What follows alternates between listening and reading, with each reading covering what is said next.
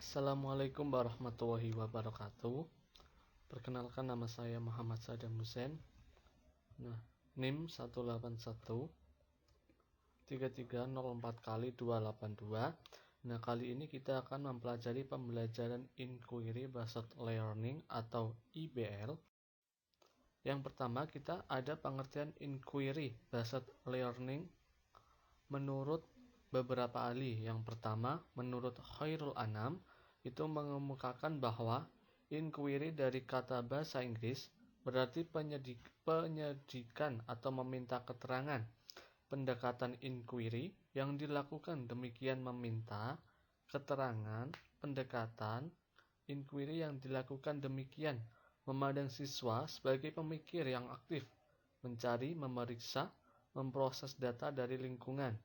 Yang kedua ada menurut Sumantri, itu mengemukakan inquiry adalah cara penyajian pelajaran yang memberi kesempatan kepada peserta didik untuk menemukan informasi dengan atau tanpa tujuan. Di sini dapat disimpulkan bahwa inquiry itu adalah sebuah pendekatan untuk belajar yang mengajar, yang menempatkan ide, pertanyaan, dan observasi dari peserta menjadi pusat dari pengalaman belajar. Yang itu ada karakteristik model inquiry based learning. Yang pertama itu ada menekankan pada proses mencari dan menemukan. Yang kedua ada pengetahuan dibangun oleh peserta didik melalui proses pencarian. Yang ketiga itu ada peran guru sebagai fasilitator dan pembimbing peserta didik. Yang keempat itu ada menekankan pada proses berpikir kritis dan analitis untuk merumuskan kesimpulan. Selanjutnya itu ada langkah-langkah pembelajaran Inquiry Based Learning atau IBL. Yang pertama ada orientasi atau untuk membina suasana atau iklim pembelajaran.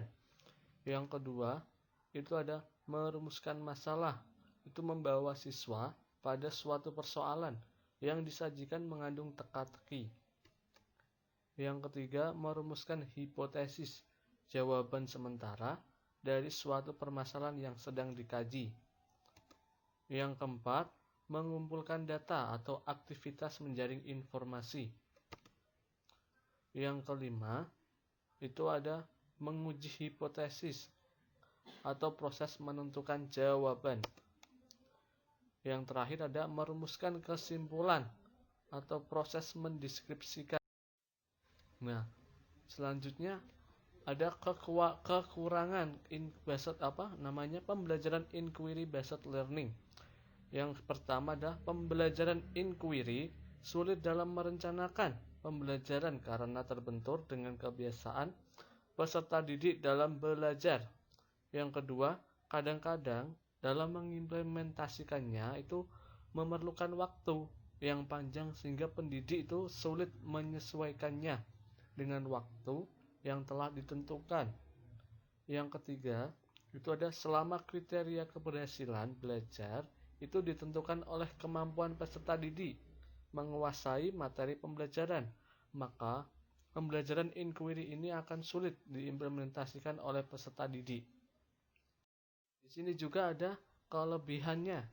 Yang pertama itu pembelajaran inquiry itu menekankan kepada pengembangan aspek kognitif, afektif, dan psikomotorik secara seimbang.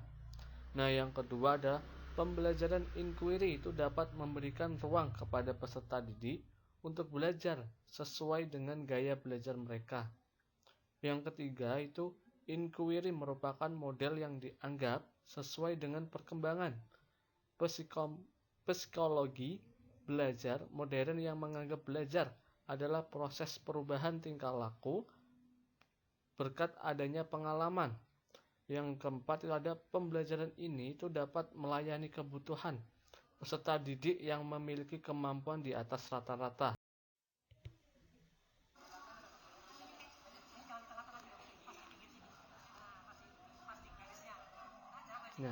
Ini adalah contoh penerapan inquiry based learning. Nah, di sini juga ada link dari video tersebut. Apabila video ini tidak dapat di play dalam YouTube, peserta didik dapat mencari dengan link YouTube yang ada di bawah sini.